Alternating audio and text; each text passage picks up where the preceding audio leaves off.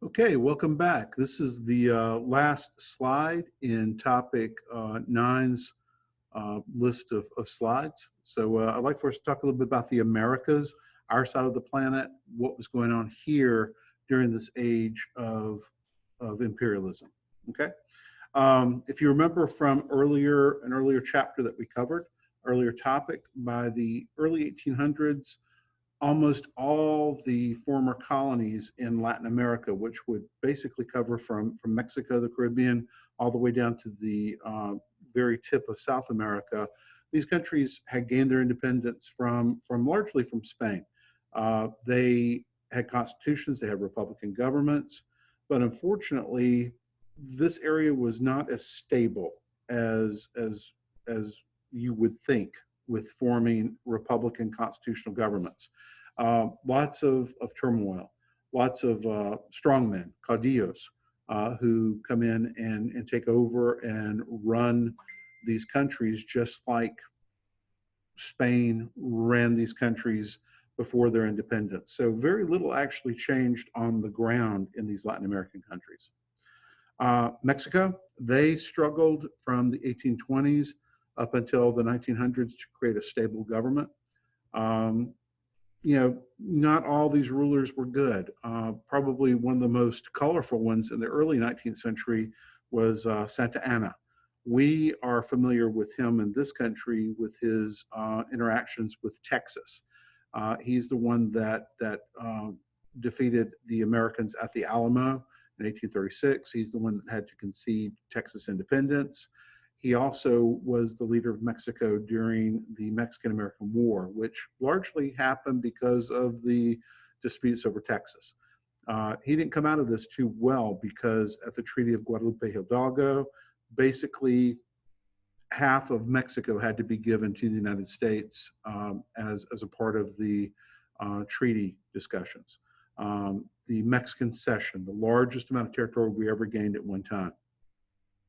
A bright spot in all this is Benito Juarez, who is the first Native American to become a president of Mexico. He was Zapotec, I believe. He wanted to institute reforms. Unfortunately, conservatives, they were working against him, and they actually encouraged the French to come in and intervene, largely because of loans and financial connections. And for a period of time, for almost 5 years, the French occupied Mexico.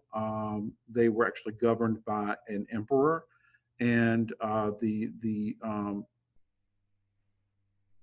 celebration of Cinco de Mayo, okay, that we have here in this country, ironically, largely commemorates the defeat of the French at the Battle of Puebla. So, eventually Juarez is able to throw out the French. He takes the presidency, but he has so much opposition that he can't really put these reforms in place. For the rest of the 19th century, up until almost World War I, Porfirio Diaz was the dictator of Mexico.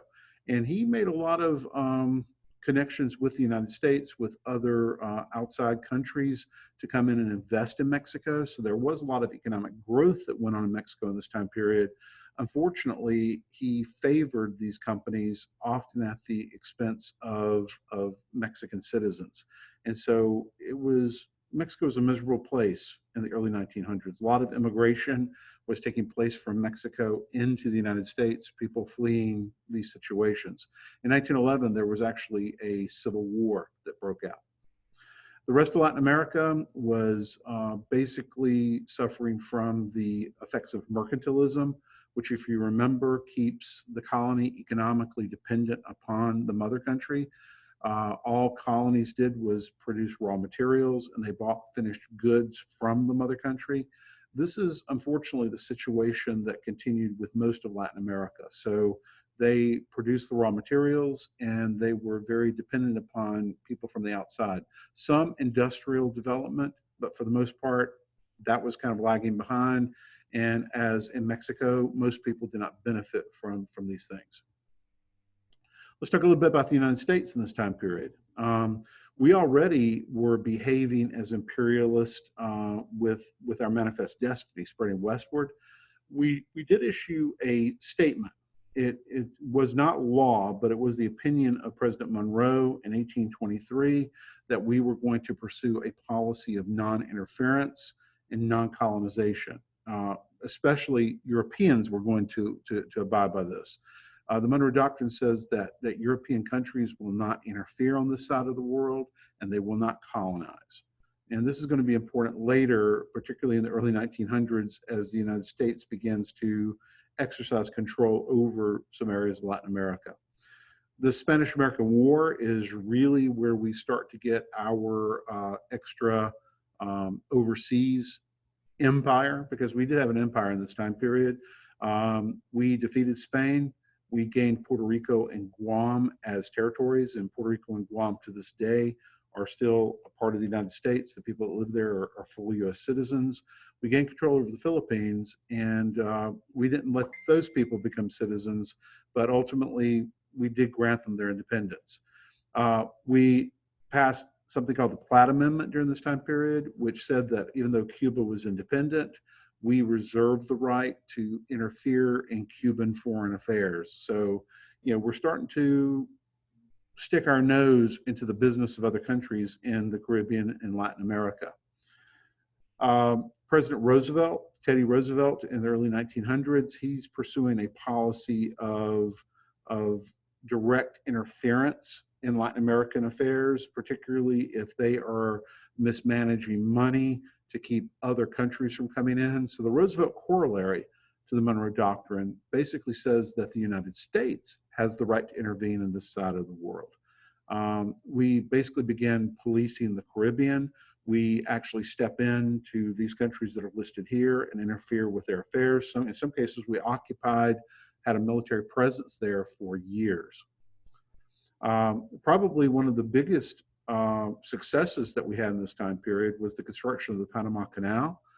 We basically stole Panama from Colombia and helped create a country there and purchased the rights to dig a canal. And this canal, of course, was very, very important. We learned in the Spanish-American War that to get our Navy from the Atlantic to the Pacific would take a very, very long time. So the Panama Canal cuts across from the Caribbean to the Pacific, and that gives access to it. In Canada, they have a little bit more peaceful process in many ways compared to us for unity. Initially, they were divided into an upper and lower Canada, English rather, and French-speaking parts of Canada. A lot of unrest over this. 1840, they actually united both of these two in the Act of Union.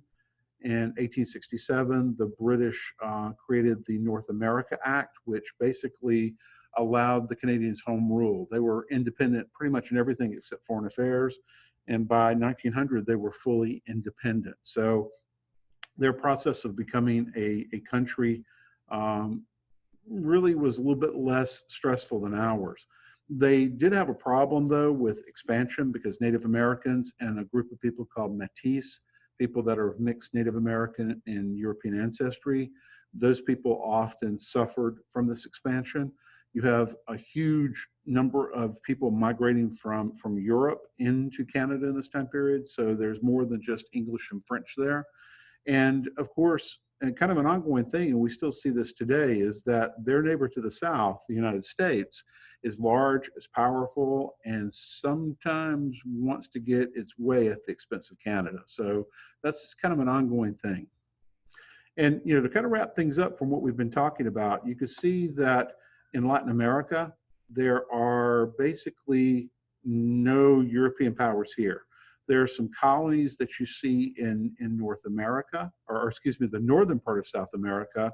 There's some scattered islands that were under the control of European powers. But for the most part, the United States southward, these are independent countries.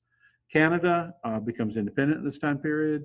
You see Africa is a patchwork of control from various nations. You see that the British and the French have large pockets of control in South Asia and Southeast Asia. Australia and New Zealand, they're occupied by Europeans for the most part. The Dutch in Indonesia, the United States here, okay, and the Philippines, and then Japan has its empire in Korea, some of the islands south of it, including Taiwan, parts of Russian islands, and exercising control over what's now Manchuria. So this concludes our discussion of imperialism. Definitely go back through the notes, go back through these lectures if you have questions. And of course, you can always contact me if you need some further instruction. Okay, thank you very much.